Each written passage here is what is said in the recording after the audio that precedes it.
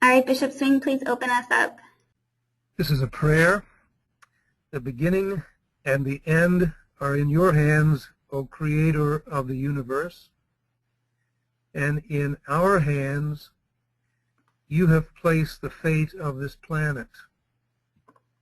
We who are tested, having both creative and destructive power in our free will, turn to you in sober fear and in intoxicating hope. We ask for your guidance and to share in your imagination in our deliberations about the use of nuclear force. Help us to lift the fog of atomic darkness that hovers so pervasively over our Earth, your Earth, so that soon all eyes may see life magnified by your pure light. Bless us today on this call, all of us who wait for your presence and who dedicate ourselves to achieve your intended peace and rightful equilibrium on earth. In the name of all that is holy and all that is hoped. Amen. Amen. Thank you so much, Bishop Swing. And we're going to move now into our first speaker. And just to recap for everyone, I'm sure you know what call you're on, but we're going to be talking about the elimination of nuclear weapons and how everyday people can play a part in that, and also why it's important. So I'm honored to introduce our first speaker, Jonathan Granoff. And if you could turn on your webcam, Jonathan, so that everyone can see you, that would be fantastic. And I'm just going to briefly introduce Jonathan to you guys. Mr. Granoff is president of the Global Security Institute and special representative for the United Religions Initiative. He's the current chair of the Task Force on Nuclear Non-Proliferation of the International Law Section of the American Bar Association. He's also an award-winning documentary screenwriter and author featured in more than 50 publications. For his work, he received a nomination for the 2014 Nobel Peace Prize. And just so everyone knows, for each of these speakers, I'm going to be giving a very short bio, but I could talk about them for minutes and minutes. They each are very accomplished. So, Jonathan, I'm going to hand it over to you. Well, thank you so much for putting this together. And thank the United Religions Initiative, the world's largest interfaith dialogue that is really part of the route to the necessary human solidarity for the 21st century. Nuclear weapons are the biggest challenge to building those bridges for the 21st century that we need to deal with our real threats: the climate, protecting the pH of the oceans. We're destroying species at 1,000 times the evolutionary base rate. There's issues with water, and of course the moral imperative to eliminate poverty. All of these issues require new levels of global cooperation. But where are we with nuclear weapons? After the 13-day crisis around Cuba during the Kennedy administration with Khrushchev, both the CIA and the KGB looked into the situation and concluded that absent a legal restraint on the proliferation of nuclear weapons, there would be dozens of nuclear weapon states by the 1970s. And thus they negotiated the Nuclear Non-Proliferation Treaty. Now that treaty has within it three core promises. One promise is that the nuclear weapon states, the United States, Russia, the United Kingdom, France, and China, would negotiate the elimination of their nuclear weapons. In exchange for that, now 182 countries have eschewed and not developed nuclear weapons, and they've been given the promise that they would have peaceful uses of nuclear technology in exchange for not developing nuclear weapons. There's only 4 countries in the world not in the treaty: Israel, Pakistan, India, and North Korea. Every other country is in the treaty. There are approximately 16,300 nuclear weapons in the world today. There are several thousand still on the alert status as they were during the height of the Cold War. 96% of these weapons are in the hands of Russia and the United States. The bombs that were dropped on Hiroshima and Nagasaki were relatively small compared to the size of the bombs in the current arsenal. If about 100 of them were to go off in a small nuclear exchange, say between India and Pakistan, for example, the climate of the planet would be so degraded that civilization as we know it today would be untenable. Literally billions of people would die from starvation because the temperature on the planet from the soot in the stratosphere would drop a degree to 1.5 degrees Celsius. So the promises at the core of the treaty regime, the Nuclear Non-Proliferation Treaty, to negotiate the elimination of nuclear weapons are extremely important. So there's a legal duty to get rid of nuclear weapons. The International Court of Justice unanimously ruled because of the extraordinary danger these weapons pose and because of these legal commitments that all countries in the world have a duty to negotiate a legal instrument eliminating nuclear weapons. The countries of the world, because their security establishments are so focused on militarism and the singular interest of their countries, have thus far been unable to make that commitment to a straight road toward eliminating nuclear weapons. And thus the moral argument, the moral awakening of our consciences from the sense of the sacredness of life that each individual feels in the depth of their consciences is a resource that has not come to bear on this issue. Thus far, the issue has been dealt with only geopolitically. The very first resolution of the General Assembly of the UN called for the elimination of these weapons, and yet we don't see it on the horizon. What we do see on the horizon is a growing sense of passion to get rid of them. There have been a series of conferences that 160 nations recently participated in Austria on the humanitarian consequences of the weapons, how unacceptable they are. The Pope has now come out with a very strong statement calling for the abolition of nuclear weapons. The interfaith organizations of the world are now stepping into it. And I would ask that each of us listening to the testimonies you're going to hear today, reflect from your own conscience, what can I do? And there are some things that we definitely can do. We can ask every political representative, what are you doing to eliminate nuclear weapons? What are you doing to protect the climate of the planet? What are you doing to eliminate global poverty? Because these issues are interconnected. They are the real security issues of our time. Every day we are susceptible to computer era, human era, and the horrible prospect that a crazy person might get a hold of nuclear material and build a nuclear weapon and take out one of our cities. So this is both a local problem for every person on the planet, and it is the greatest global threat that we face. So I again thank the United Religions Initiative for bringing us together. By the way, the United Religions Initiative is sponsoring an event along with the Holy See and Religions for Peace and the World Evangelical Alliance at the United Nations on April 9th this year. Everyone who's listening is invited to attend. If you go to the website of the Global Security Institute, you'll be able to sign up to go. And that will be at the United Nations, and I believe it will be inspiring. Well, thank you for giving me this opportunity, and I know there's a lot of brilliant people that you're going to hear from, and I'd like to hear from them myself. Thank you. Thank you so much, Jonathan, for that wonderful overview. Very helpful, and we really want to make sure that this webinar was edible and bite-sized for those of us all along the scheme of learning about nuclear weapons. And on that note, I'm just going to put up a little poll question while I introduce the next speaker that asks how long you've been involved or hearing about this, so we can get an idea of who our audience is. So the next person who's going to talk to us probably really needs no introduction, especially to this audience, but it's Bishop Bill Swing. He's the president and founder of the United Religions Initiative, who is hosting this call. Bishop Swing had the original vision for URI in 1993 in response to an invitation from the United Nations, which asked him to host an interfaith service honoring the 50th anniversary of the signing of the Charter. Bishop Swing also served as an Episcopal Bishop of California from 1980 until his retirement in 2006.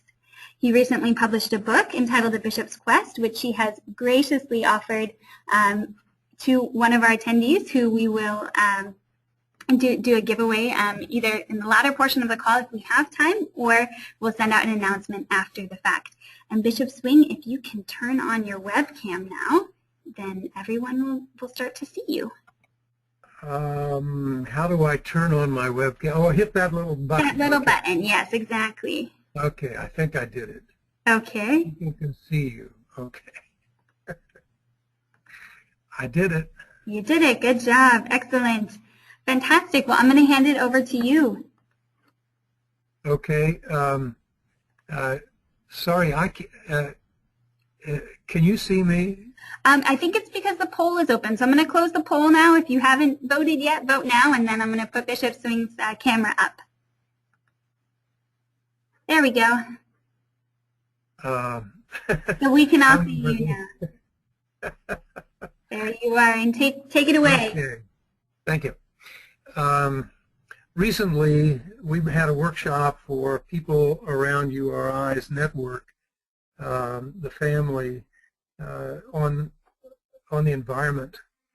And URI has 225 cooperation circles that work on the environment all the time. And one of the people that we invited was a small little lady from Japan. And some people were talking about water, some people were talking about earth and fracking and all kinds of stuff. And this one little lady, her name is Tomoko Watanabe, she told her story. In 1945, she was inside her mother in the womb. And her mother was a nurse, and the atomic bomb landed on Hiroshima, where she lived, where her mother was a nurse, and the devastation took out the city, and amazingly, her mother lived, and amazingly, Tomoko was born a few months later. And so she's lived under the cloud and under the memory of the impact of nuclear weapons. And after everybody had finished speaking about the environment from one point of view or another, Tomoko began to weep. And she was talking about a friend of hers who was also born right after the bomb in Hiroshima, a little baby in Hiroshima also. And she said that lady has spent 70 years in bed with constant pain. And when Tomoko began to tell about her friend, she just wept and wept. And she looked at us and she tried to talk, and then she kept saying, where are you? When you're talking about the environment, you got to go deeper. You got to go deeper. You got to talk about nuclear weapons and what they do to life on this planet. And she kept saying, you got to open your eyes, you got to open your eyes. And the picture of this lady stays with me. That we can talk about the environment, but there is no environment if the nuclear weapons do what they are intended to do, which is destroy life in gigantic biblical proportion. So then the issue is, what can URI do about any of this? There are politicians who have been working on this for a long, long time. And while we're talking about non-proliferation, actually what happens is there is proliferation. And if Iran gets a bomb, Saudi Arabia will want a bomb, and they can get one maybe from Pakistan. And then the people who are under the umbrella of the United States, nuclear umbrella, they might start wanting their own bombs. And so off you go. And then there are the people who have enriched uranium, who have access to buy it. It's not all that hard to make a bomb.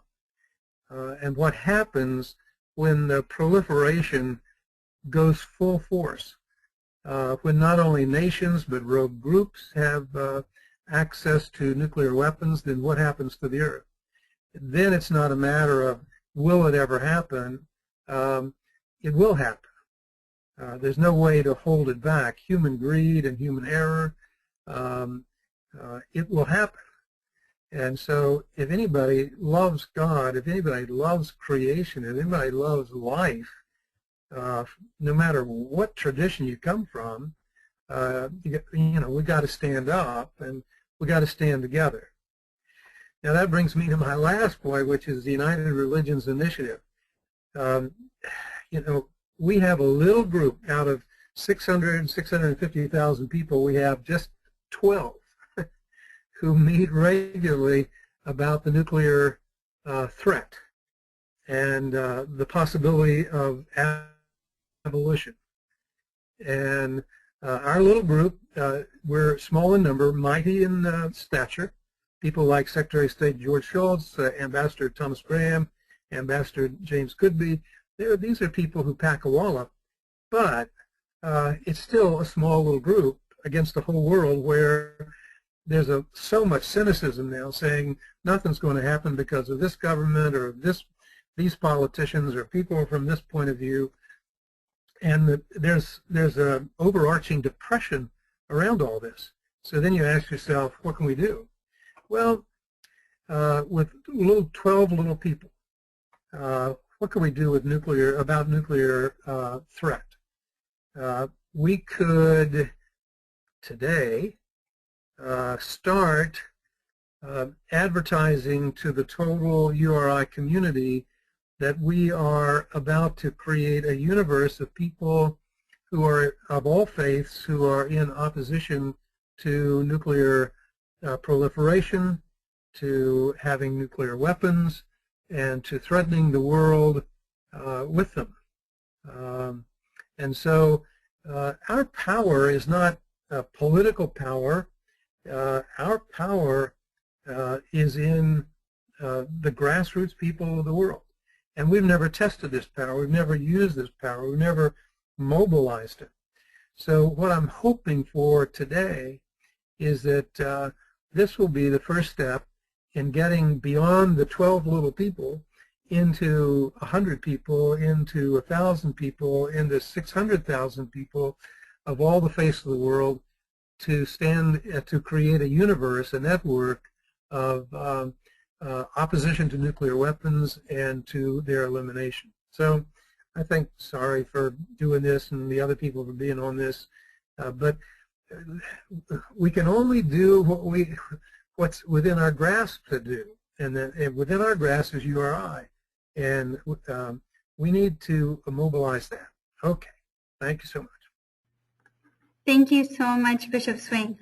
Goosebumps as you were telling that story of Tomoko and just the moral call. You so eloquently stated it. Thank you so much for sharing with us. And just want to answer a question or two that's come in. Someone was asking about a notes or a recording. So just so you know, if you're frivolously typing, I will be posting a recording of this call online after the call is over, once it gets processed, so it might take a couple of hours. The other thing that I will be sending out is a resource packet, which has links to a lot of things and the action items and educational resources that our speakers are talking about. So don't worry if you don't get down the name or the URL or the exact dates of everything there. That will all be coming to you in a packet that I've compiled for you after the call. So on that note, we're going to move on to our next speaker, and I'm going to ask her to turn on her webcam now so you can see her face. There we go. This is Dr. Dorothy Maver. She's an educator and peace builder who inspires cooperation on behalf of the common good. Dot is project director with Cosmos Associates, a founding trustee of the National Peace Academy USA, which is an affiliate with United Religions Initiative in North America, and is founder and board member of the Global Alliance for Ministries and Infrastructure of Peace and the River Phoenix Center for Peace Building. Again, I remind you, for each of these panelists, these bios are short because we don't have much time, but they have done so much in their time. So Dot, they can hear you now, so please take over. Thank you, Sari. And Thank you, United Religions Initiative. It is a joy and an honor to serve on this panel with my esteemed colleagues and with all of you who are participating from all around the world. Yes, let's eliminate nuclear weapons. It is time. Humanity is at a critical threshold moment as we experience a simultaneous all systems breakdown and all systems breakthrough. And in many sectors of society, global citizens are already beginning to live a new story. The commons, transition towns, a sharing economy, climate change movement, alternative energy, health as wellness, eco-villages, and I could go on. Simply put, it is time to eliminate nuclear weapons because they are not part of our new story. This threshold we are crossing is a major one for humanity. It's a paradigm shift, a shift in our worldview, from living in a world of individualization and separation and competition, which we have gotten very good at, and the use-by date is up, to a world of group work. And that world of group work and interconnectedness, in fact, interdependence, is really about synthesis and cooperative competition. Together, we rise. In this emerging worldview, the very idea of killing other is archaic. In fact, we now understand that a butterfly flapping its wings on one side of the planet impacts a rainforest on the other side. There is no thing separate from anything else. The definition of sin in archery is missing the bullseye, missing the mark. Separation is a sin. And knowing what we know, how can we separate any individual or group of people from the rest of humanity or from life itself? And doing harm to other does harm to ourselves. Equally to the point, the use of force to resolve conflict is simply outdated. We are more conscious than that. We have so many tools in the Peace Builders toolbox at this point, and we are proving the efficacy of deep listening and dialogue, diplomacy, empathy and compassion, mediation, conflict resolution, de-escalation of violence, anger management, and so much more, to the point where there is a sweeping movement for restorative justice. Restorative practices are embedding in communities around the world. There is a shift from punitive to restorative as we learn to resolve conflict through healthy communication in relationships and break the cycle of violence. Our safety and security ultimately arises from a sense of belonging and harmonious relationships. I stand on the shoulder of giants as I offer thoughts regarding eliminating nuclear weapons. Helen Caldecott has spent her life championing the cause. And Joanna Macy, love her work with deep ecology. She makes it clear that we share responsibility out here. In Joanna's book, Active Hope, How to Face the Mess We're In Without Going Crazy, she talks about the Shambhala warrior prophecy and says, the term Shambhala warrior is a metaphor for the Buddhist figure of the Bodhisattva, one who deeply understands the core teaching of the Lord Buddha.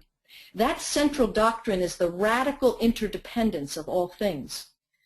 When taken seriously, this leads to the recognition that if one person has the capacity to be a bodhisattva, then all others do too. So let's take a look for a moment at a world without nuclear weapons, where the trillions of dollars presently spent on nuclear arsenals is turned to education, housing, food, and meeting the basic needs of people and communities all over the planet. It's unmet needs that drive behavior. A world in which sharing of resources is becoming a way of life. A world in which our criminal justice system at all levels is shifting from punitive to restorative. A world in which every child receives an education. A world in which violence is history. This is the new story. Finally, what we know today about science and spirituality decries a cogent reason to maintain a nuclear arsenal. Science is proving that we are part of the one sacred weave of life flowing on this planet. We are an interconnected system woven within the planet herself. And let's face it, Humanity is the one species that if it went extinct, the planet would be just fine. We are human stewards of this beautiful planet we all call home. How dare we consider obliterating our home, when nurturing, supporting, loving, and encouraging life is our job? The new story is one of hope, of finding our place in the great story of life and offering our unique contributions on behalf of the common good. It is a story of beauty and truth, social justice and goodwill, love in action. It is our shared story, and the next chapter is fast being written. Nuclear weapons are obsolete. They represent an old way of thinking, and they threaten to be a final chapter unless we eliminate them. So, thank you, Bishop Swing, and thank you, Jonathan. We need a global citizens movement, all of us taking responsibility to speak and educate, to contact policymakers and other leaders. Jonathan gave us 3 great questions. To participate in social networking and social media. Alyn will share more detail about the upcoming Peace and Planet Conference in New York City and the Global Wave in April. On April 26th, let's take one intentional moment together, knowing that energy follows thought, and then wave goodbye to nuclear weapons. And we all know petitions can have significant impact. Take a minute and sign the I CAN petition, and please invite others to sign it for the elimination of nuclear weapons. It will take all of us working together to create the world that works for everyone. Thank you. Wow, Dot, everything you said was just pure gold. Thank you so much. I got a little note that says, can you ask Dot to send out her remarks following? So, yes, we will. There will be a recording posted afterwards. So, and I think if you have them written down and are willing to share, we can definitely post those on our website. And I'm just going to share real quick the results of our last poll so everyone can see them while I introduce our next speaker, who is Mr. Alyn Ware. Again, he's another one whose bio that he sent me was several pages long, so I've attempted to abbreviate it here. But Alyn Ware is a New Zealand-born political analyst, nuclear disarmament expert, peace educator, and nuclear abolition campaigner. He is co-founder of a number of organizations, networks, and initiatives, including Abolition 2000, Global Network to Eliminate Nuclear Weapons, World Court Project, Middle Powers Initiative, Model Nuclear Weapons Convention, Nuclear Abolition Forum, Parliamentarians for Nuclear Non-Proliferation and Disarmament, the Basel Peace Office, and Unfold Zero. Is that enough things? And Alyn was having some audio problems earlier, so we're going to cross our fingers here and hope that we can hear him. Alyn, do you want to start talking for us? Thank you very much, Sari, and it's thank you. It's a great honour and pleasure to come after the other 3 fantastic presenters, and I'm going to build and continue from some of the comments that they'll be making. I'll make 4 key points in a short time. The first one is to follow up on what Dr. Mather was talking about, that in the 21st century we have a much greater capacity to be able to resolve the conflicts and address the security issues that gave rise to a strong reliance on the use of force and on nuclear deterrence. Whether or not one believed that nuclear weapons were perhaps a necessary evil during the 20th century, that's no longer valid in the 21st century, where we have a much stronger mechanisms and processes for resolving conflicts, not just at the community and national level, but particularly at the international level as well. We have much stronger and greater use of mechanisms like the International Court of Justice. We have an International Criminal Court to advance individual responsibility. We have a greater operating United Nations, and we have regional bodies like the Organization for Security and Cooperation in Europe, and some of the regional body ASEAN for the Southeast Asian area, and some of the cooperation in the nuclear weapon-free zones. This has actually given rise to a lot of examples of conflicts that have been resolved peacefully rather than through war. And we haven't heard a lot about those because they don't make the media quite as much as when conflicts haven't been resolved peacefully. But just give an example, a couple of examples. Chad and Libya fought 3 wars in the 20th century over where the border is, between their countries. And then they took the case to the International Court of Justice, and it was resolved, and they had a peace treaty. Norway and Russia, we now are really in a difficult conflict at the moment between Russia and Ukraine in the West. And some people, how can you deal with countries that are aggressive? But Norway showed the way when they also had a dispute with Russia over a border. This was the border of the continental shelf running from the North, Norway and Russia, up to the North Pole. And it's a very strategic area. But rather than having a war over this, Norway and Russia took it to the Law of the Sea Tribunal, another international body set up. It took a while to deal through the issues, but it was a face-saving way for both sides. Neither side had to give in, which is why these international mechanisms work so well. And the result was they came up with a delineation of the continental shelf that both Norway and Russia could live with, and now they've got cooperation there. More recently, Costa Rica, which had abolished its army, there was an incursion into disputed territory by Nicaragua. Rather than reconstituting an army, Costa Rica took the case to the International Court of Justice and resolving it that way. So you can see, even for these big issues of threats, of disputes over borders or resources or territories, there are other mechanisms for dealing with these rather than relying on a force or on nuclear weapons. This is one of the reasons why a number of the organizations are highlighting the cooperative security approach to resolving these conflicts, for example, through Unfold Zero, which highlights the United Nations mechanisms. Second point is that even if we figure or believe that we no longer need nuclear weapons for resolving these conflicts, can we eliminate them and feel confident that others are also eliminating them? And the answer to that is actually yes. Nuclear weapons are quite difficult to make. They require material, fissile material, either highly enriched uranium or plutonium, which just doesn't occur naturally. So it's quite a process to create the material to make nuclear weapons, which means you can also monitor that material and ensure that if there is an agreement to eliminate the weapons and control the materials, it's possible to do that. In fact, there is a draft treaty, or it's called a Model Nuclear Weapons Convention, which was developed over the course of a year by a group of experts that demonstrates how you could eliminate nuclear weapons and verify that elimination. And the UN Secretary General Ban Ki-moon has circulated that model convention as a guide to negotiations for the elimination of nuclear weapons. And you'll see a picture here now of a Ban Ki-moon meeting with the Council of the Parliamentarians for Nuclear Non-Proliferation and Disarmament to talk about how to further promote and develop and get countries to agree to negotiate the elimination of nuclear weapons according to the ideas in that Nuclear Weapons Convention.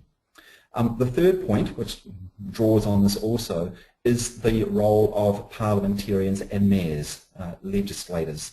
And there is a greater capacity for parliamentarians and mayors, the legislators, to take cooperative action internationally, to work together on these issues. But just as important as that is that the legislators are our representatives. They have a responsibility to represent the common aspiration and desire for a nuclear weapons-free world. Legislators have responsibility not only to their own electorate, but also to the global commons and to future generations. And legislators are picking this up more and more. That's why we have a large number from across the political spectrum, from all around the world, have joined PNND, Parliamentarians for Nuclear Non-Proliferation and Disarmament. They've also been cooperating in other parliamentary bodies. In the European Parliament, we have over half of the members have signed a declaration supporting a Global Zero plan. And the Interparliamentary Union, which brings together virtually every parliament in the world, has adopted a resolution supporting a nuclear weapons convention, eliminating the role of nuclear weapons in security doctrines, and highlighting the issue of nuclear disarmament through the International Day for the Total elimination of nuclear weapons. So we can work with our legislators. On the mayor's side, over 6,000 have joined Mayors for Peace, calling for the elimination of nuclear weapons. So as civil society, we can work with our mayors and legislators to help them work together with the governments in order to move from the aspiration to the implementation of this desire for the elimination of nuclear weapons. And my final point is that in this global world, globalized world of the 21st century, with much greater communications now, with social media, we have a much greater opportunity to think global and act global, but to do it from our own home or our own town or city. We can share with people all over the world the campaigns, the initiatives that we're doing.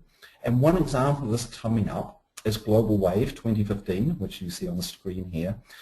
This is to support a call for the governments who are all coming together for 4 weeks at the United Nations in New York from April 27th to May the 22nd for the review of the Nuclear Non-Proliferation Treaty. And there's a global call on the governments to use this opportunity to agree to start the diplomatic process for prohibiting and eliminating nuclear weapons. There will be a gathering of activists in New York itself. Peace and Planet is helping to organize the activists with a rally, with a conference, with advocacy to the governments, with a interfaith convocation. But more importantly is that people from all around the world can participate in this without having to add to the carbon footprint by flying to New York, which is also expensive, by doing Global Wave. That's the Wave Goodbye to Nuclear Weapons, which will happen over 24 hours. They'll start at the rally in New York on Sunday, the 26th of April, and then every hour it'll flow through to the next time zone, so it's flowing basically around the world at the same time, and then comes back to New York on the 27th. And people are going to be doing very creative, different types of wave goodbyes to nuclear weapons. Some will be just doing it with their school. Some will be doing it at City Hall. Some will be doing it at Parliament. I hear that we're going to have some riding a surfboard and waving from a wave. We've got some very creative waves, and then we can use social media to get that out to the network, to media, and also then to feed that into the government action in New York. So wherever you are in the world, you can participate in this, in the global wave, and this is one example of thinking global, acting global from your own town and city in order to build the civil society momentum for a nuclear weapons-free world. Thank you very much. Thank you, Alyn. Oh, again, more inspiration. And as you were talking about people being able to join in from all over the world, I want to ask everyone where they are joining us from. And so I'm going to attempt to put up a poll here for us all to answer where in the world we're coming from. And I know it doesn't include every continent because it limited the number of answers I could have. So just bear with me on that, and I'm sorry if I missed your continent. So that concludes the speaker portion of or the panelist portion rather, of our webinar today, and we're going to move into a bit of a summary and a question and answer time as well. And just while I gather my thoughts and the questions, I'm going to ask Monica Willard to come on and to read a poem that on nuclear disarmament, nuclear non-proliferation, that she is going to share with us while I kind of gather the questions and gather my thoughts. Monica, give me 1 second. They can't hear you yet. I need to unmute you. Just 1 second. Okay, you can talk. Thank you, Sari, and what a joy to participate in this with the amazing speakers who have preceded me. Thank you, one and all, and thank you to the listeners. I would have the good fortune of putting it a little bit into perspective. How many people could be lost in the event of a nuclear war? The humanitarian impact on our planet. And I'm taking a poem that was written in the 80s by a woman called Justine Merritt, who organized a major event to wrap a ribbon around the Pentagon as a gentle reminder of what would be lost forever in the event of a nuclear war. And she's sharing in a poem a conversation with a friend. The poem is called 20 Million. 20 million, the Pentagon says, the nation can prevail with a loss of 20 million lives. Constitution, flag prevailing after a loss of 20 million lives. I asked some friends, but what would that be? 20 million lives. New York, Chicago, Denver, Albuquerque, St. Louis, and Yarmouth, Maine? Yarmouth, Maine? Georgiana looked up. Georgiana looked straight into my eyes. California, she said. That's California. Do not think of the curved length of coast, nor of the desert called Mojave. Forget rainbowed waterfalls and high Sierras. Do not remember tide pool, apricot blossom, nor the seed pod of the artichoke. Forget pelican, sea lion, whale. No recollection of cactus, redwood, vineyard. Forget what humans have built in the place called California, a bridge called the Golden Gate, the land, Disney, the valley, Silicon. Do not remember sailboat, skate, or surfboard. No recollection of missions. Think only of the teenage clerk in the fast checkout lane, the couple in the laundromat, the man selling a balloon to someone's grandchild, the kid who checked the oil, the mailman. Think only of the old woman sitting on the bench along that curved and sanded shore. 20 million? That's California. And I think everyone on this call knows that we can't bear to lose 20 million lives or more or destroy this planet. It's time. It's time we make the changes we need to make, individually, politically, and spiritually. Not only do we need to pray for the abolition of nuclear weapons, we need to consciously reach out to our legislators, to our newspapers, to the blogs, to social media, which is kind of a laugh coming from me. But we need to work together to really make a difference and eliminate nuclear weapons now. Thank you, Sari. Thank you, Monica. Well, if I wasn't moderating, I think I would probably be in tears. That's a powerful poem. And I'm going to ask you to share that with me so we can share it with the audience as well.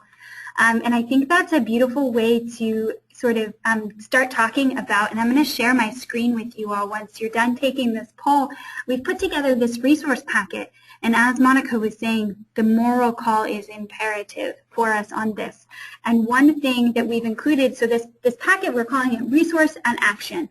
So we want to give you both educational information and tangible tools that you can use and actions you can take in your everyday life to aid in this abolition movement for nuclear weapons. And so I'm going to close this poll now. If you haven't voted yet, do so now so I can show you my screen. It won't let me do them both at once. Okay, and these are the results just so everyone can see real quick, and then I'm going to close them. But what I'm going to show you now is this resource packet. And the very first thing that we have put in here as one of the action items that you can take is to read this prayer from Bishop Swing. It was the prayer that he used to open us up this morning. And it has such power and such weight. And if people can do it at noon New York time on April 26th to read it around the world together, that would be fantastic. As Dot said, there's power in the collective conscience, and so that's the time and the date that we are proposing. But if you can't read it then, just read it sometime. Join this call. Join this prayer.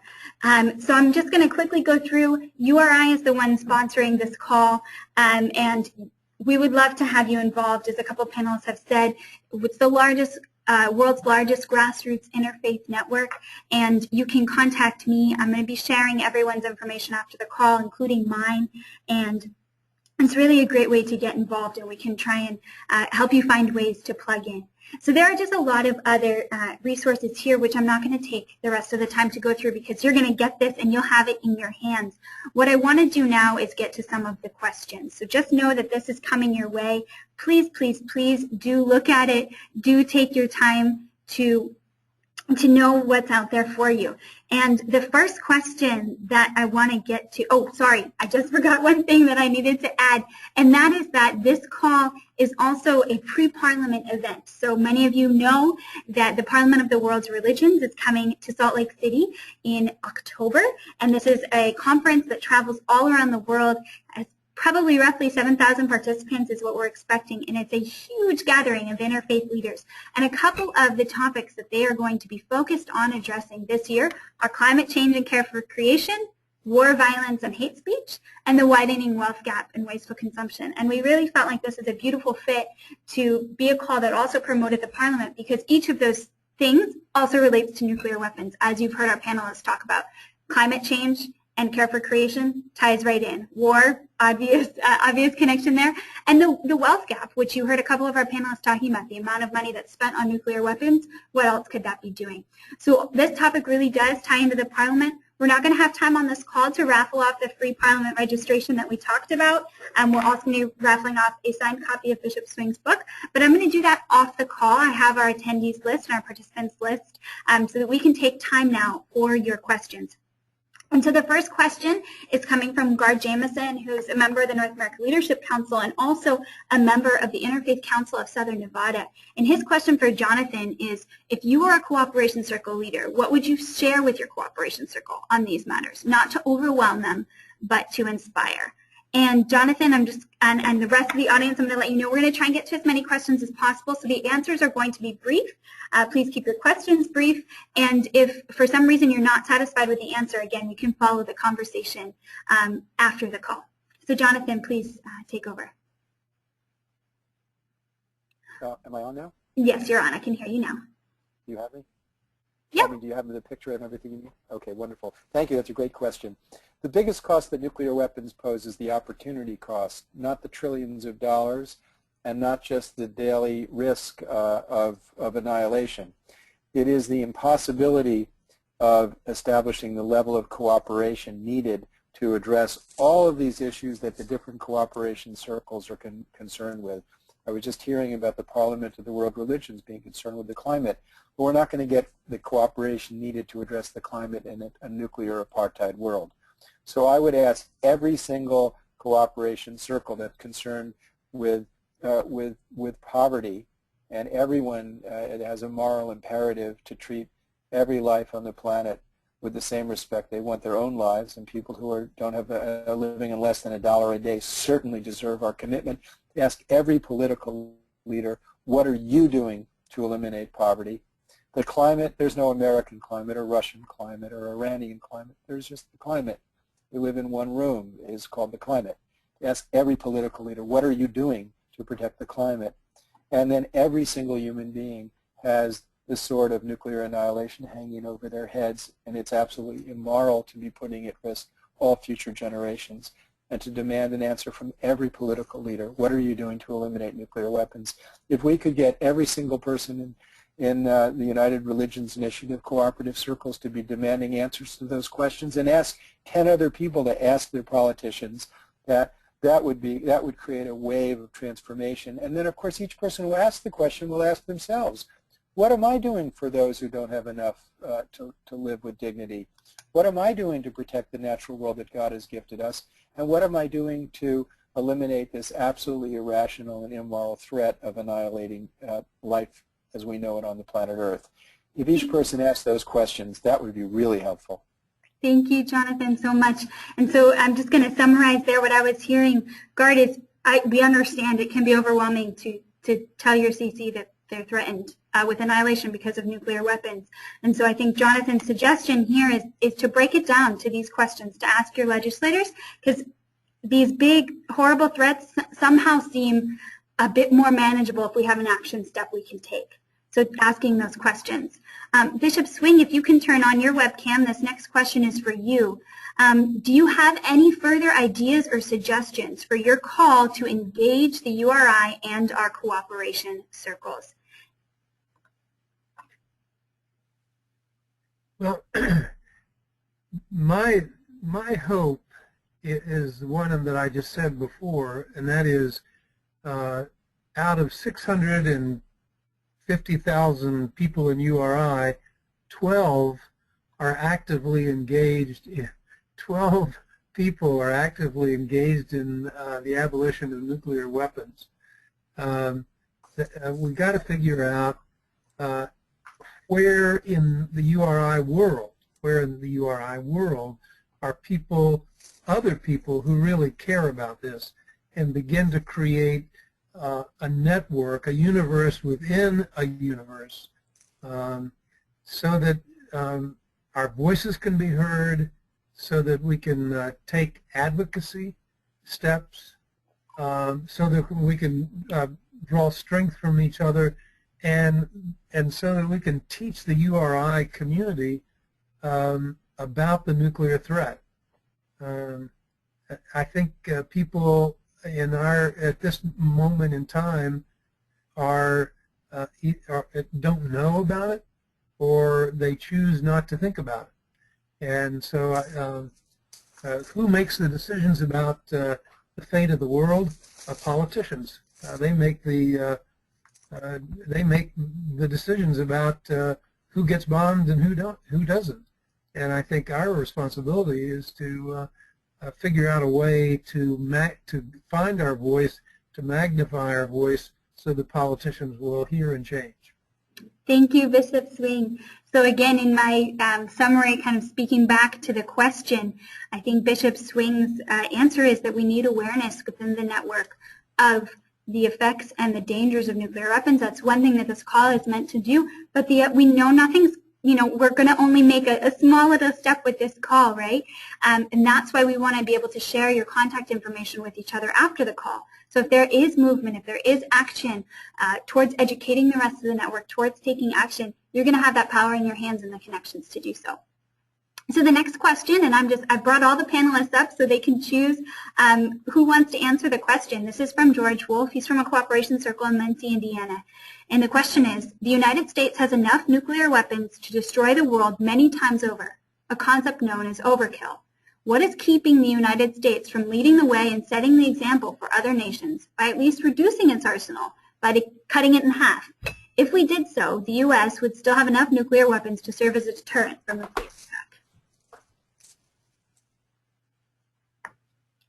So any of you can answer that, and I'm just going to remind you of that we do have some other questions, so let's try and keep it tight. I know it's a big topic.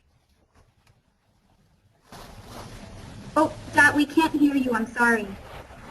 I'm happy to keep it very tight and say that in the United States, a top-down approach is not enough, obviously. It's a bottom-up approach, grassroots organizing, and we need the social will to drive the political will that will allow for this kind of cultural norm shifting, attitude shifting, cultural norm shifting, and therefore policy change. And thanks again to URI, to United Religions Initiative, for calling the question on this.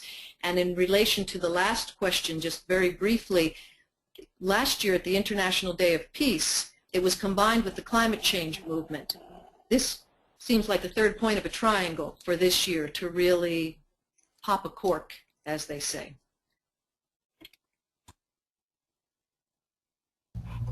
Thank you, Alyn or Jonathan. Did you have anything you wanted to add? I just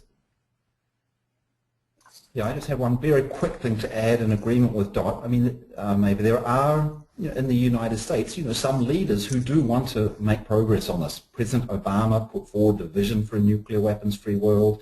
Our co-president from PND, Senator Ed Markey, has put forward the SANE Act, sensible approach to nuclear expenditure, to slash the expenditure on nuclear weapons.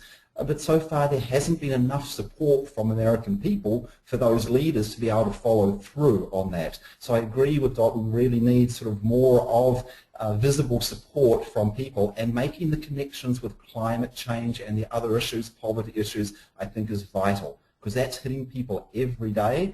They don't see the nuclear weapons because they're hidden away in submarines, and that's why it's not in the front of their attention.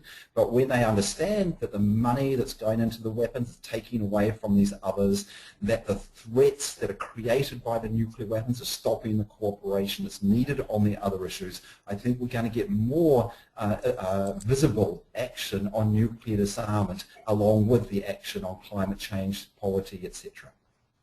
Thank you so much, Alyn.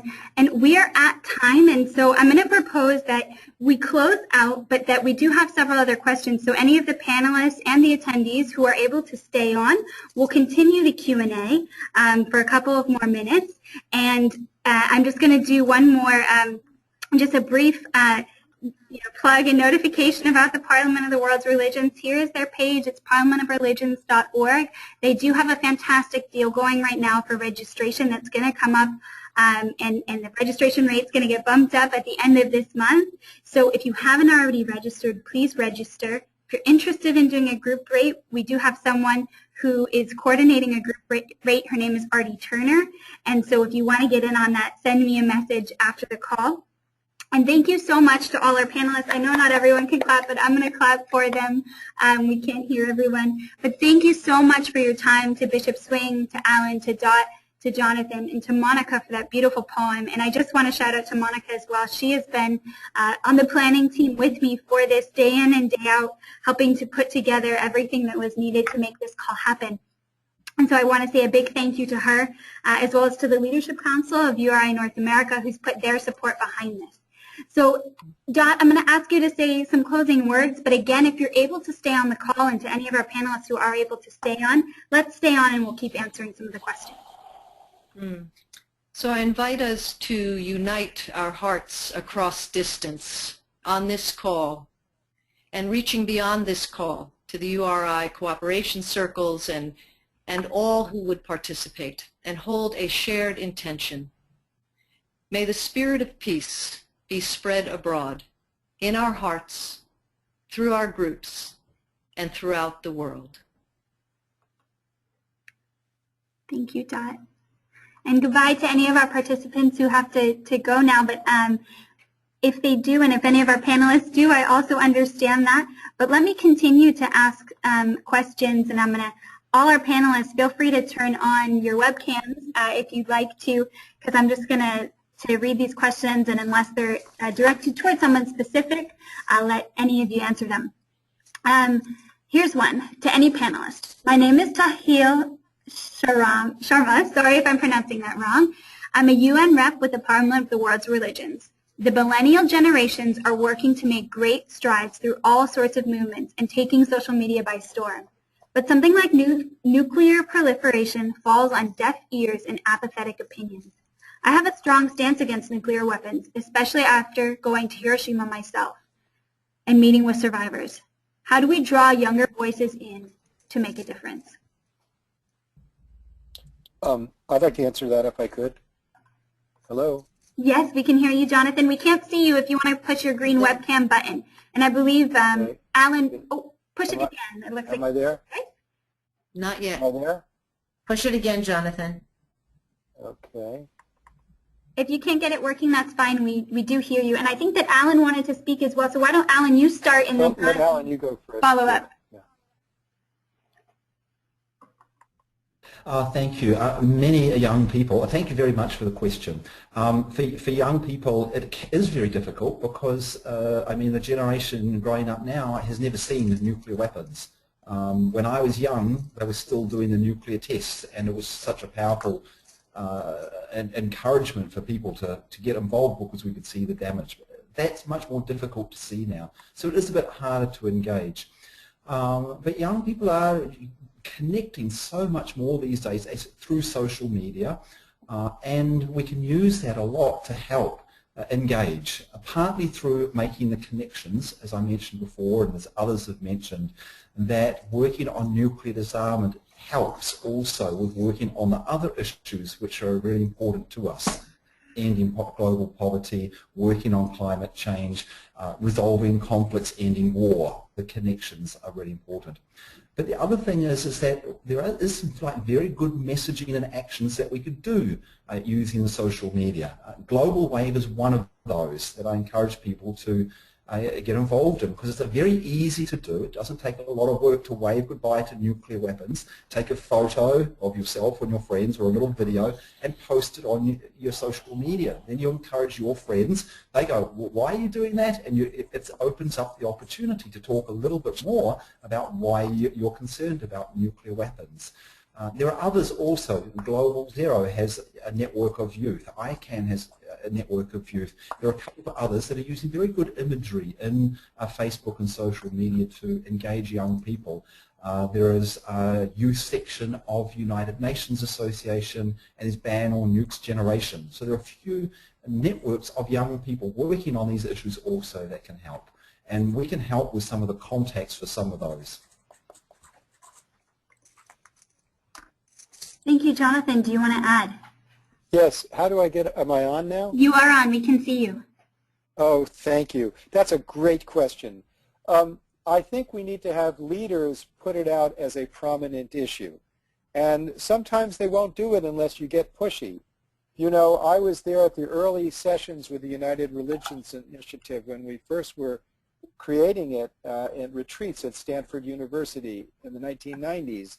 And I urged at that time that we make one of the principles for challenging religions to step up and work together on global threats was the elimination of nuclear weapons. And I have to tell you, it was not responded to very positively. I got an enormous amount of pushback. People said, oh, we're not that concerned. People are concerned with other issues. I kept at it, and I know there were some people who were not very happy about it, but you know, nobody wanted to deal with AIDS. There were people called ACT UP who pushed the issue and put it into the front. There was a time when women couldn't vote, and they only got the vote because there were women who were accused of being pushy women, and they came out and said, we demand the right to vote. It's our right. Any form of dramatic social change, and this will require it, demands people pushing to make it happen. I would urge very strongly that there be a strong plenary presentation at some point in the Parliament of the World's Religions on the moral imperative for the elimination of nuclear weapons. Nuclear weapons are unworthy of civilization. They're an affront to the sacredness and beauty of the creation, and anyone who has love toward the great mystery that gives us life and gives us this breath, who looks within themselves, is going to say, we shouldn't be creating these things. It's not within our jurisdiction to put the entire future of all souls that might be born at risk. That, I think, would be a very, very good thing that the Parliament could do. But indeed, you're not always going to make friends by telling people that they're in danger. People don't want to deal with it.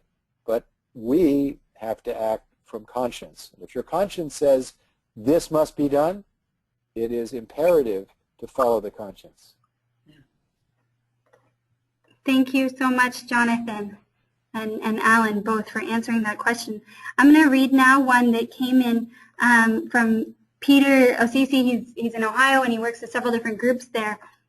And his question is, with the fear of competition between nations, can you speak to the inextricably linked nature between the alleviation of nuclear weapons and the alleviation of all weapons?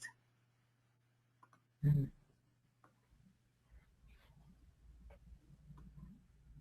Don't everyone jump at once. Well, that's Isaiah's great vision of turning swords into plowshares. But there is in the Nuclear Non-Proliferation Treaty, the section that deals with nuclear disarmament has following it a comma, and then it has general and complete disarmament as a goal amongst the nations. People should understand that concept of disarmament in the treaty and in international affairs doesn't mean that all weapons would be eliminated. It's a term of art that means that there would be a dramatic reduction to only having defensive weapons, and that would be a huge step forward.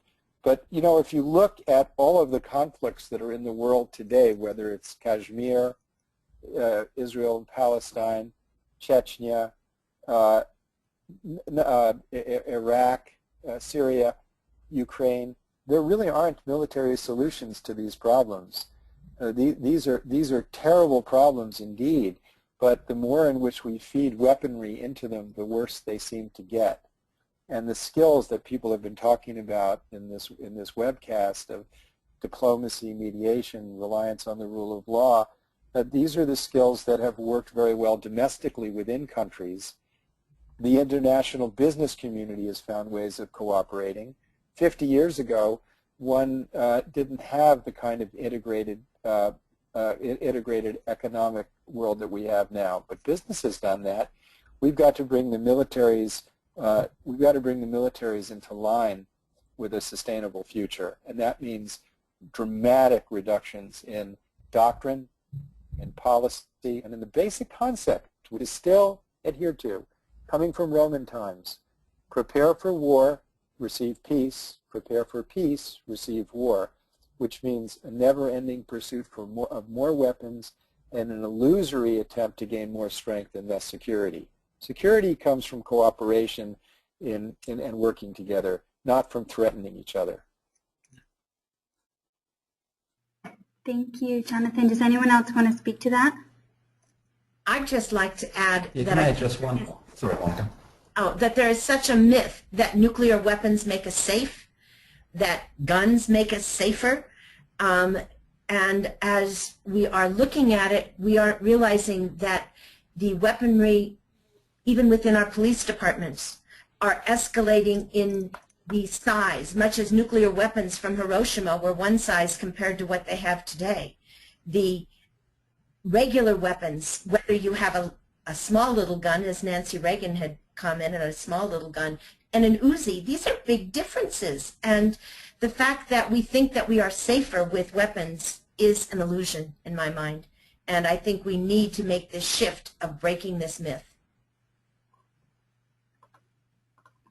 Thank you, Monica. I am going to go on to a next question from someone we haven't heard from yet. This is, oh, sorry, I lost it right here in front of my screen. Rabbi Roger Ross, going back to the idea of cooperation circles getting involved in the fight for nuclear weapons. In addition to our shared intention, would it be possible and practical to ask each cooperation circle to have at least one member who will add, in addition to their circle's mission, the focus on nuclear abolition? And Bishop Swing, if you want to answer that, your microphone is on. We can't see you, so just click that green button that looks like a video camera if you want us to see you. There we go. I thank the rabbi for the question. I don't have a perfect answer for that. You know, as I was sitting here today, I was thinking, should nuclear passion and concern be under the umbrella of environmental concerns? Should it be something different? Should it be written into, amended to the preamble, purpose, and principles? I think there needs to be a hard conversation with URI people to see exactly where we can go from here. At this point, we're like the man who jumped on the horse and rode off in all directions. So that our concern is not concentrated and clear in terms of its expression. There are a lot of people who feel something in their heart and in their mind about a conviction, but where do you plug that into the cooperation circles? We have one cooperation circle that is concerned about this. Can we force all the cooperation circles in URI to share our passion? Probably not. Can we at least challenge them with something? Yes, probably. Should we develop a curriculum for the youth in URI, an abolishment of nuclear weapons curriculum for young people, young adults and youngsters? I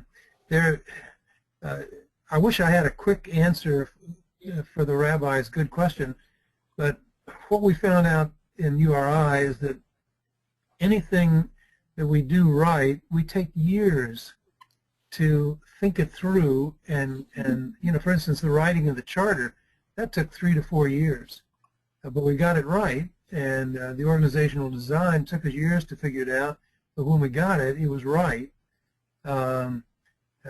Do we have the stomach for such a hard internal conversation in our little cooperation circle that deals with voices for a world free of nuclear disarmament or nuclear weapons? I don't think so. I think we've got to find a new group of people who will make nuclear disarmament within URI the focus of hard thinking until we wrestle it to the ground and get it right. So, I could give you a kind of a smiley face answer, but I know it's not a real answer. The only real answer comes from doing your homework, putting your feet under the desk and doing the hard work and creating the kind of community that has power to it. So I'm thinking the same kind of question you are, Rabbi, and I thank you for that. I will be looking from this webcast to see if there are any people out there in the URI land who, beyond the ones that we already know, who are willing to put in the time to take us to the next step. Thank you so much, Bishop Swing. And what I think I'm hearing in there is a challenge. If you're on this call and you want to do something, this is the time, this is the moment. We've got the resources for you, both the educational resources, the action resources, and the connections, which we're going to be sending out after this call to get involved. And so I didn't introduce myself, but I'm the regional coordinator for North America. So it's my privilege and my blessing to be able to be in contact with cooperation circles day in and day out. And so this brings to mind one sort of idea that happened through the Compassion Games, which is an initiative of the Cooperation Circle Compassion Action Network. And several cooperation circles were involved with the Compassion Games, and one of them sent out a challenge. They said, we challenge all the rest of the cooperation circles in URI to participate in these Compassion Games, to be and to do compassionate action. And so with the way URI is structured as a grassroots organization, as Bishop Swing was saying, you have the power and you have the energy to make these things happen in the way that we're structured. It doesn't have to come from anyone sitting in a big office. We don't even have big offices. That doesn't even exist here in URI. And so you have the power for that. And so if there is energy, if you have momentum, if you want to start this, let's do it. We just need to do it together, and it's got to come from the grassroots. It's got to come from people. So I'm going to move on to our next question, which is a bit more of a comment, but I want to read it because it does relate to this. And this comes from Aaron Tovish, and it says, this year is the 70th anniversary of the bombing of Hiroshima and Nagasaki. We should start now to plan on commemorating this all over the world. Mayors for Peace are going to be very active. Let's take it to City Hall. So again, here's another call to action for doing something in the momentum of this time here. Let me real quick find my next question. Can I just add one thing yes, to the question from Aaron Tovish, and that's just to let people know that Mayors for Peace is working with Peace Boat on a special action on commemorating the 70th anniversary, and it's called I Was Her Age, and it's survivors of the nuclear explosion in Hiroshima and Nagasaki who were children at that time. They're now, of course, in their 70s, and they are traveling around the world starting in April. I think the 12th is when the boat leaves. We'll travel around the world with these hibakusha, they're called, the survivors, telling their story, and they will be also part of the global wave so that we can publicize that. It's a very wonderful initiative that Mayors for Peace and Peace Boat are doing. It's called I Was Her Age. Thank you. That also sounds, wow, just so many wonderful things happening. Sorry, so I have a lot of questions here, and I'm struggling to look through them to find the unanswered ones. So this is a bit of It's going to make you think a little bit, so just put on your thinking caps. It's a little long. But as peace activists, we are comfortable with the prospect of a world without nuclear war. But many people experience a psychic need for nuclear weapons and are only comfortable when we have them. So we, as peace activists, are asking these other people to step out of their comfort zones. It seems we might also need to take a step out of our comfort zone to provide leadership and encouragement. What might be steps out of our comfort zone for increased peace, to show other people that we really believe this is possible? And some of the suggestions or questions he asks, is it us leaving our doors unlocked? Is it walking through our streets at night to protect our neighborhoods? So this idea that, you know, what we're talking about is... I'm not talking to people all over. Thank you. Thank you. Oh, sorry, I think Jonathan was talking to someone else. So summarize the question, as peace activists, we're asking other people to step out of our comfort zone. How do we do that ourselves? I think Dot had her hand up. Yeah, thank you. Sorry, and thank you for calling the question. And I want to go back to what Bishop Swing was talking about in terms of calling forth both the challenge and perhaps a curriculum, if you will. And I think one of the things for us as peace builders and peace activists is we have to define peace. And to define peace, we're using the Earth Charter. Peace is the wholeness created by right relationships with oneself, other persons, other cultures, other life, Earth, and the larger whole of which all are a part. So simply put, peace is living in harmonious relationship with self, others, and all life. So when we talk about taking a stance against nuclear weapons, for those who know me, I'm not an anti kind of gal.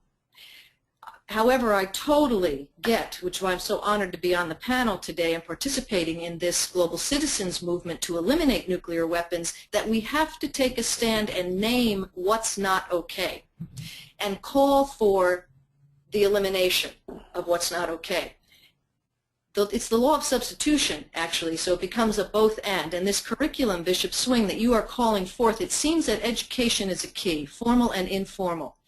And whether through cooperation circles, through our own networking, etc., the experience for myself, speaking from my own experience, once people learn conflict resolution, the self-empowerment of empathy and nonviolent communication, and so many other skills and tools that are out there, I realize that we can resolve conflict without it escalating to violence, and that our safety and security is not about any kind of weapons. To take the big leap that an earlier questioner asked and say, well, how do we get rid of all weapons? It's such a huge question, it seems overwhelming. But when we begin by educating ourselves and then embedding these principles into our very lives personally and then interpersonally and then community-wide, we have a complete shift in cultural norms so that our structures, our policies, our infrastructure, and our social norming support direct peace. Right now, all of that is supporting violence, and Alyn spoke to that, and so did Jonathan brilliantly earlier. So I really think education is a key, combined with this stance of saying enough. No more nuclear weapons, and using the 3 questions Jonathan posed and talking to every policymaker, legislator, and leader who we can write to, call, etc. It's a massive global citizens movement where education is at the heart of it, and peace begins with me. Also, one thing that never gets said in these conversations is appreciation for the people who have worked hard inside governments and inside scientific communities to hold the world's feet to the fire. The number of nuclear weapons that we had at the end of World War II is much, much higher than the weapons that we have today. There has been an elimination down to 16,000. Okay, let's keep on going. Let's thank the International Association, the IAEA, and one of the nice things when Russia and America decided to have non-proliferation, the first thing that happened was that our scientists started talking to their scientists.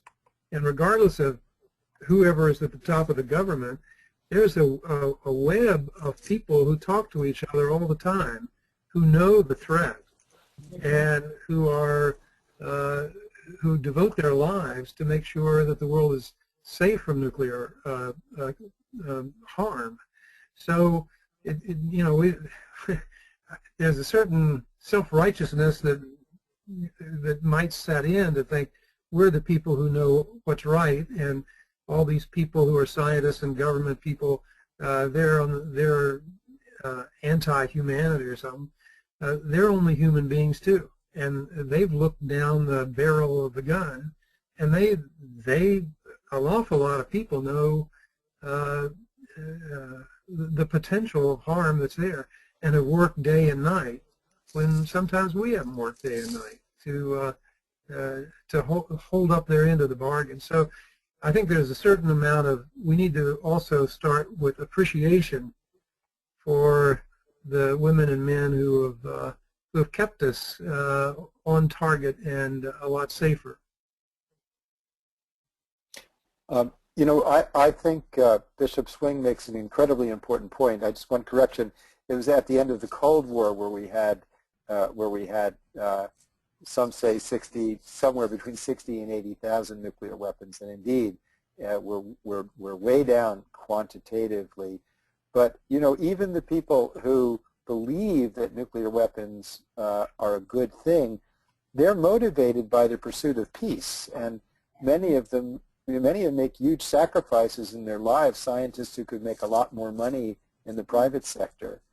So it's not so much an issue of that there's evil people out there relying on nuclear weapons, or that they're insensitive to the value of life. In fact, I've met many people in the nuclear enterprise, as they call it, who are as concerned with the well-being and security of the planet as we are. But their approach to it, I believe, is wrong. Their reliance on these devices to pursue security in the world is flawed. Let me give an example of how I think it's flawed.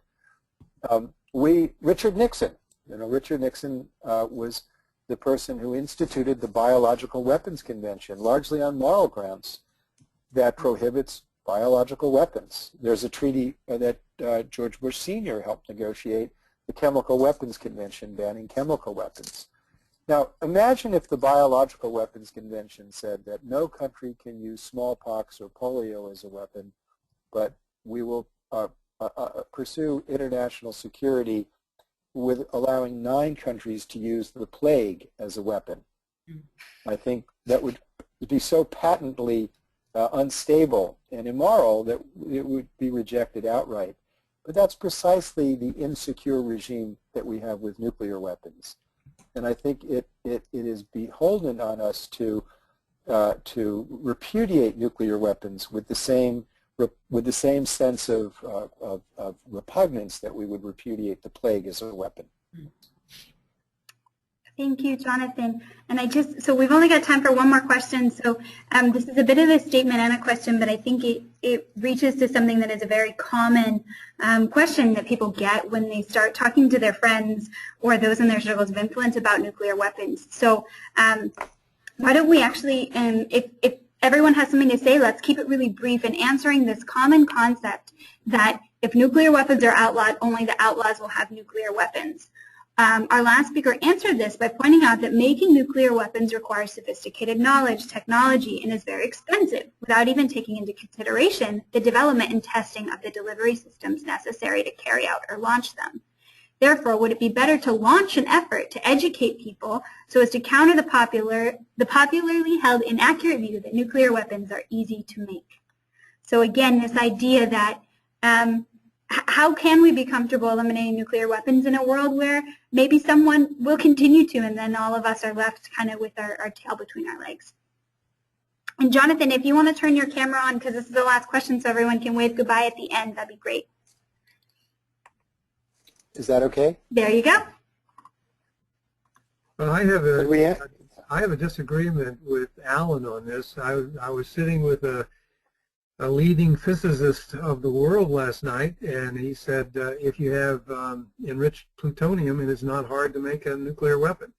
And if you're a country that wants to buy a nuclear weapon from a country who wants to sell one, it's not, you know, it's possible to do that, as has happened before. So, you know, you say it's hard to get a nuclear weapon. I say, you know, from what I hear from some scientists, it's not all that hard. Can I give a response? Firstly, that, as I mentioned, the materials that you need to make a nuclear weapon, highly enriched uranium and plutonium, do not occur naturally. For highly enriched uranium, you have to separate uranium from another isotope of uranium. It's a very difficult process. I mean, you look at Iran, for example, at the moment. Iran's got thousands of centrifuges separating uranium. They've been doing it for years, and still, you know, they don't have enough separated uranium to make a nuclear bomb. The concern with them is that maybe they could in the future if they kept doing this. It takes a lot to be able to separate the one isotope of uranium to the other in order to make highly enriched uranium. And plutonium, you have to actually have a nuclear reactor to get plutonium, and then out of the waste fuel, you have to then extract. So that's called reprocessing that plutonium. So yeah, it's very, very difficult to make. What your scientist friend may have been saying is that we actually have stockpiles though of highly enriched uranium and plutonium, and that's true. And if we don't have complete controls over those stockpiles, it could indeed be possible for someone to acquire that. At the moment it's very, very difficult, but not impossible. However, if we outlawed nuclear weapons, we'd basically make it impossible, because then you would put universal controls on all of the stockpiles that we've got. We don't have universal controls at the moment because 9 states are actually making nuclear weapons. They have stockpiles of the stuff they don't want to put under international control because they want access to it for their nuclear weapons. So if you outlaw nuclear weapons, you make it much, much more difficult, if not impossible, to make the nuclear weapons because you have the international controls in place. Thank you. Does anyone? I would like to add that we've been brought up with the mutually assured destruction, and so if somebody has a nuclear weapon and launches it, we should do it back, and that just doubles whatever happens. And so the fear of not being able to annihilate or destroy seems like it doesn't belong in this new story either. Even the Pope has commented to use deterrence as the way of controlling it still gives a threat. And if we're threatening people, we're permitting us to be bullies. It's time we say enough. Jonathan, your analysis with it's okay for 9 countries to use the plague, or it's okay for a limited number of people to use chemical weapons. It's not okay for anyone to use nuclear weapons. And if somebody else is stupid enough to keep one, you know, that could happen. But it's still not right to retaliate. And I think the moral thing is what we really need to look at. It's just not right.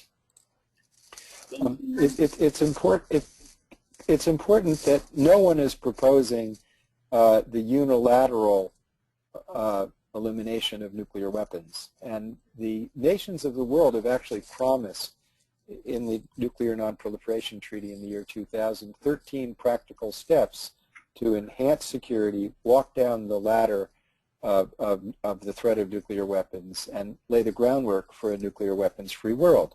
Those steps include bringing into force the Nuclear Test Ban Treaty, getting control of all of the nuclear material, strengthening the international verification system. Let's just look at some, follow the money. The International Atomic Energy Agency has never had an inspection budget in excess of $150 million a year. Well, the expenditures on nuclear weapons hovers close to that a day. So we need to reverse that equation. The United States has just pledged approximately $900 billion to modernize our arsenal, and of course that's going to stimulate other nations to do that. we should be spending that money in strengthening the verification system and the infrastructure to get us to a nuclear weapons-free world. Now, these commitments were made to move toward a nuclear weapons-free world, but they haven't been fulfilled because it's very much like Bishop Swing said. It's a horse with a rider going multiple directions. It doesn't have a compass. It doesn't have clarity. And so those of us who have been thinking about it for a long time, like the Secretary General of the UN, have proposed a treaty banning nuclear weapons, very much like there's a treaty banning biological weapons. But I think more important, really, is the point that the Pope has put into play, that Bishop Swing has set forth at the beginning of our session, which is the moral compass. Mm-hmm. The moral compass of the human family is a force, I believe, greater than the force of all weapons, because our conscience is interconnected with the divine power that gives us life. Our conscience, when it's connected to our higher nature, our human nature, which is the nature of love and caring and compassion, when the human conscience takes on an issue based on those qualities, there's nothing that can stop it. In fact, that is the fabric that has created civilization as we know it. Jonathan, if I may, I want to read a contribution to that point from one of our listeners, Christine Estabo Ferraro, and she says, we've spoken about top-down as well as bottom-up movements, that's political and grassroots, but it's essential to acknowledge the inside-out movement. Touch the heart of humanity and the spirit moves, the divine spark within each and every one of us that connects us to the divine God who is genderless form. And I think that's actually a very beautiful way to end our call. I think that Alyn had to go. I'm assuming other people have appointments, and I don't want to keep them too long. But I love that beautiful call of the inside-out movement that Jonathan, you were speaking about, and also that our audience member contributed. So thank you so much to everyone. We can wave goodbye to each other, wave goodbye to nuclear weapons. If we want to do a wave, I'll take a screenshot. Give me 2 seconds, and we can do a wave to add to the global wave. Okay, everyone wave. Ready? 1, 2, 3. Great. We've got that. And thank you to all our participants for your questions. You'll be seeing in the coming hours all the information from me that I promised to you. And please feel free to send me questions. If you don't receive that, my email is sari@uri.org. Thank you so much, everyone. Thank you, Sari. Thank you, Sari. Bye. Bye. Bye-bye all. Bye-bye.